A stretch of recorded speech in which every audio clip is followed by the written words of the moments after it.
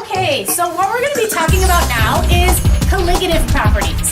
And before we talk about colligative properties, it's a really big word, and typically in chemistry you can figure out what the definition is of something by looking at the word. Colligative is a little bit harder, okay? That's not something that we commonly use in our everyday language. So what we want to do first is talk about two other types of properties. Colligative properties falls into one of these categories. One major type of category is called extensive properties. And that's easy probably for you to kind of figure out what that is. And the other type is called intensive properties. Well, extensive kind of sounds like what words would start with that? External, on the outside, right? And what would intensive be? Internal. Okay, and that does kind of match because extensive properties are things that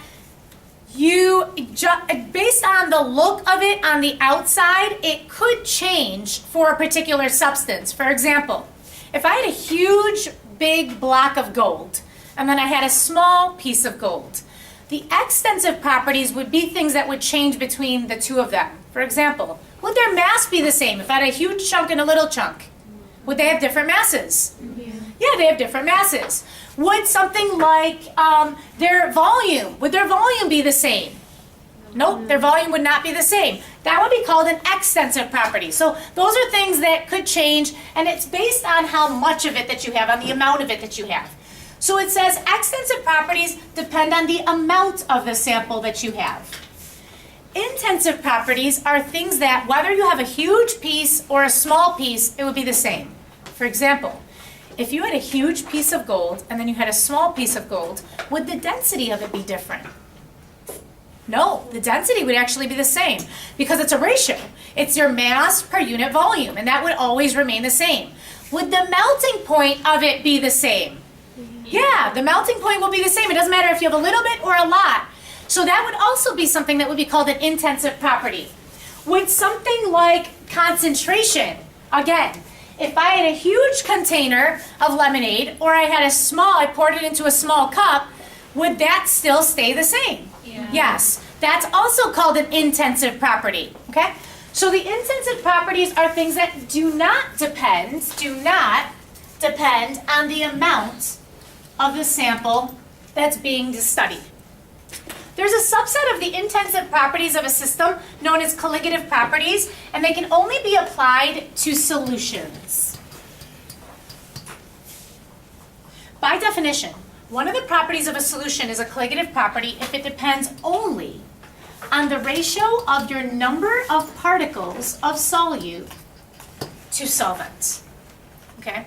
In other words, you could have salt or you could have sugar. Okay? You could put those both into water and you could try to see, we're going to make ice cream later on.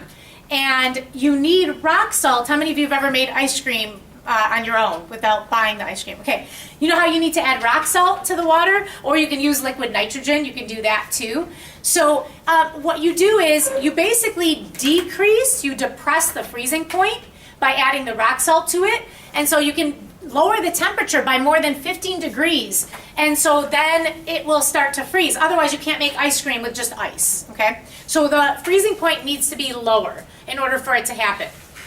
So what happens is you can add different types of solute to the rock salt or to the ice, and it will depress it. The only thing is, you want to know how many particles are in there. We say how many ions, and they give it a letter I. And they say how many ions are in there. For example, if we had something like NaCl, well, NaCl is made of Na plus and Cl minus. And so we would say that there are 2 ions.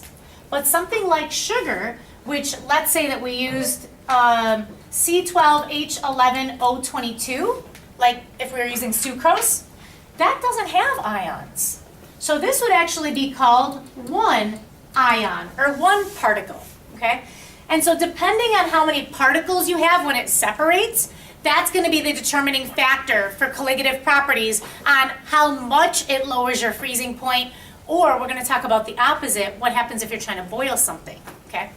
So let's just think about Kool-Aid. Let's make a weak Kool-Aid solution by dissolving 1 grain of Kool-Aid in a glass, and then we'll make a strong Kool-Aid solution by dissolving a whole bunch of it in a glass. The properties are different. One thing we can do is we can look at the color of it. And so if you have a darker solution, what did you probably do? You probably added more in. And if you added more in, we would call that more concentrated. If you have less, we would call it more dilute. Now, there is a quantitative way of studying it. And if you take AP, we'll end up using what is called a spectrophotometer. And what you do is, it only works for colored solutions, but you take the solution and you put it into the spec, and then the way that it works is it passes light through your sample. And on the other side, there's a detector that tells how much light actually came through. If this is darker, then what will you say about the amount of light that comes through? Will you have less light coming through or more? Less. So if this is darker, more of it gets absorbed, and so you have less light coming through. And what you can do is you can graph points and be able to tell if you have unknown solutions, you can tell what the concentrations are. Or you can just look at it qualitatively and say, this one is more or less concentrated. More, and this one would be less. Okay? So that's basically how you can use color. But, so it says, if you did make two of those solutions, the one that has more added in is going to be probably sweeter. It'll probably be more dense. It'll be darker in color than the other one. And as a result, we would say the color, the taste, the texture, the density are all colligative properties of the liquid. This is the basis for spectrophotometry, which is what I was just talking about, where you can figure out how concentrated a solution is. Now this is important. Strong Kool-Aid boils at a higher temperature than weak Kool-Aid, and strong Kool-Aid actually freezes at a lower temperature than weak Kool-Aid. So let's draw two situations. Situation number one, so let's say that we had a pot here, and inside of the pot we had water. And I'm going to draw a second pot over here, try to make it the same size. And same thing, we're going to have water inside of this one as well. So let's put our water inside of both of these. And we know that water wants to do what? Those molecules want to be in what phase? Gas, right? They want to escape. So in this picture here, what we're going to do is we're going to add salt. Change my color here. We're going to add salt into here.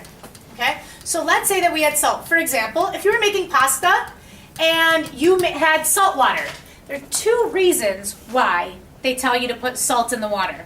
One is for the taste, that's easy, okay?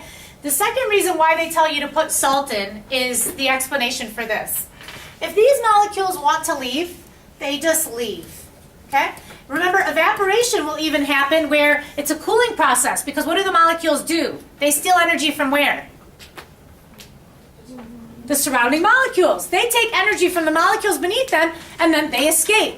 So that's evaporation. Well, these molecules also want to escape. So let's say that we have both of these on a hot plate. These molecules can just take off and leave, and they're excited. They're like, woohoo, we're happy, okay? We're outside, we've got freedom. These molecules, what's happening more often?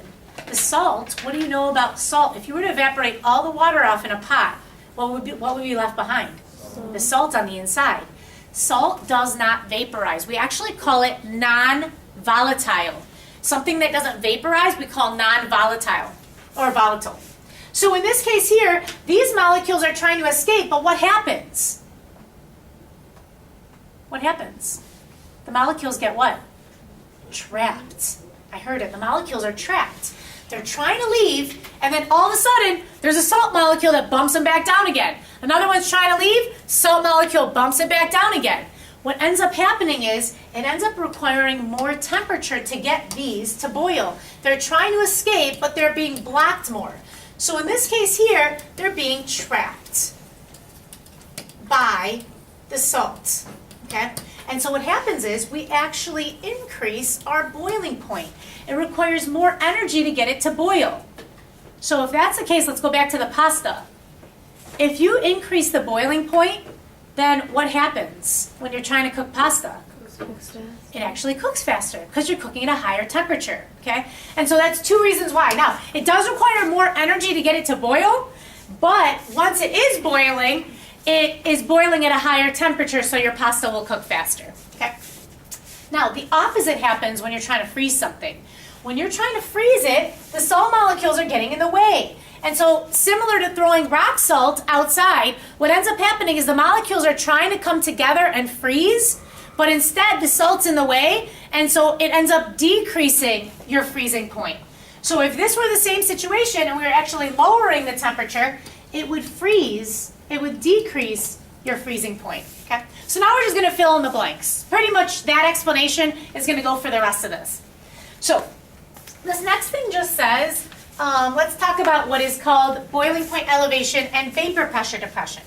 So just remember, what is boiling? This is good review for the final. Boiling occurs when, do you remember the statement? It was when the vapor pressure is what? Yep, greater than or equal to the pressure surrounding. Awesome. Or the pressure that's in the atmosphere or in a vacuum if you create a pressure. Do you remember what normal was? Normal is when the pressure is equal to what? Do you remember? Yep, perfect. 1 atm or 760 millimeters of mercury or 101.3 kPa. Very good. When the temperature of a liquid is below its boiling point, we assume that all the molecules, that only molecules that can escape from a liquid to a gas are those that are at the surface, and that's what we call evaporation, okay? So if you're below the boiling point, then we just call that evaporation when the molecules are taking off. All right, and last part here. A non-volatile solute, we already talked about it. This is just a substance in a solution that does not vaporize readily, like what? Salt. Perfect, like salt. Awesome. Because it doesn't vaporize when it's heated, the molecules will trap the other molecules in the solution, making it harder for them to do what? What do the molecules want to do? Escape. Perfect. So, if less molecules are escaping, then is there more vapor pressure, pressure of a gas, or is there less vapor pressure? Less. Perfect. There's less vapor, so there's less vapor pressure. So it says, so then when any non-volatile solute is added, the vapor pressure is lower, and that gives evidence of what is called vapor pressure depression, okay? And so it's press and press, so it's easy to remember. So everybody say vapor pressure depression. Vapor pressure depression. That means that it lowers the vapor pressure when you add like salt to water, for example. It says also, if you add any solute to a solvent, the solution must be heated to a, what did we say? Like the pasta, that when you put the salt in the water, it actually has to be heated to a higher temperature. And so what we say here is, a non-volatile solute's added, we call this boiling point elevation. Okay? So we said was our vapor pressure increases, we'll recap after we do freezing point actually. It says, remember, freezing point is the temperature at which what is changing to what? What do you start with in freezing something? Liquid to solid. Perfect. In other words, the molecules are actually getting what? Smaller or closer together, right? So they're moving closer together. When a solute is dissolved in a solvent, they basically get in the way. Again, we said this before, they trap it. And so they make it what? Easier or harder? Harder for the solution to freeze. In this case, we're trying to get the molecules to come together and freeze. So therefore, freezing point becomes even lower. And so what we call that is freezing point depression. Perfect. That's called freezing point depression. Okay. So, and then the last thing is, so what we said was, our vapor pressure would be decreasing. The boiling point would be increasing, and the freezing point would be decreasing. And we'll go through and memorize those later too. Okay, and the last one is osmosis. Osmosis is, do you guys remember what, from bio, it's the movement of what? Water. Okay, and it's different from diffusion. So it says it's a movement into a solution through a semi-permeable membrane. Solvent molecules, not solute, move through the membrane from an area of, do you remember how osmosis works? It's actually the opposite. It's low to high. And here's a really easy way to remember it, okay? So let's say that there are a whole bunch of students at the 7-Eleven, okay? Then who ends up coming over to separate them? There are a whole bunch of cars and they're loitering. Yes. Police. The cops come over, and what happens is the cops come in, and what happens to all the cars? They all start spreading out, okay? Then they all move to the, I don't know, across the street to where the Kroger is. Now what happens? Police move there, and then what happens to the cars? They all start to separate, okay? With osmosis, what's happening is there's water and there are 2 amounts of solute on either side of a semi-permeable membrane. The water wants to go into the side and spread out the molecules where there are too many until it reaches what? What's that E word? Equilibrium. Perfect. It's going to try to separate it until it reaches equilibrium. So water is actually moving from low to high, whereas if you sprayed perfume, that's diffusion. How does that move? You have a whole bunch of perfume here. What does that do? High to low. That actually spreads out where it's going to keep on spreading out from high to low. So the pressure that stops osmosis from happening is called the osmotic pressure. Okay, and that's all you need to know about that. All right, and then we're going to do what are colligative properties in just a little bit. That'll be good to kind of do as a review of everything.